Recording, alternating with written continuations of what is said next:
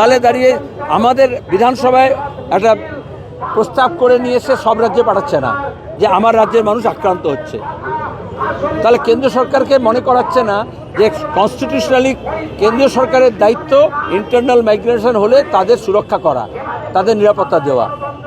মমতা ব্যানার্জি সেটা না করে বাংলা ভাষা নিয়ে আন্দোলন করবেন বলছেন। আরে ভাষা নিয়ে ধর্ম নিয়ে রাজনীতি করার তো একটা ফল। যত বেশি ভাষা এবং ধর্মের নামে রাজনীতি করবে তত ভালো। আর যারা বিরোধী তারা আন্দোলন করে। কাছাড়ে যখন আন্দোলন হয়েছে, ভাষা আন্দোলন হয়েছে, তাকে অপমান করছে।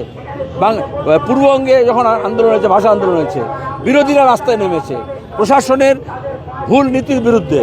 এখানে প্রশাসন বলছে আমি আন্দোলন করব, প্রশাসনের যে প্রশাসনিক কাজ সেটা করছে না, তাকে বাধ্য করার জন্য আমরা রাস্তায় নেমেছি আর নিরাপত্তার দাবি করছি। আর আরএসএস বিজেপির যে আসল চেহারা সেটা সামনে এনে দিচ্ছি। আসলে রাজায় রাজায় যুদ্ধ হয়, উলু খাগড়া প্রাণ যায়। আর এই সংখ্যাটা যে বাড়ছে আর মুখ্যমন্ত্রী যা বলেছেন দুটোর মধ্যে লিঙ্ক আছে। মুখ্যমন্ত্রী কী বলেছেন, এই ভাষা আন্দোলন শুরু করব, 26-এর নির্বাচন পর্যন্ত করব। আর বিজেপি ওরা করছে, তবে 26-এর নির্বাচনকে মাথায় রেখে বিজেপি আর তৃণমূল রাজনীতি করছে।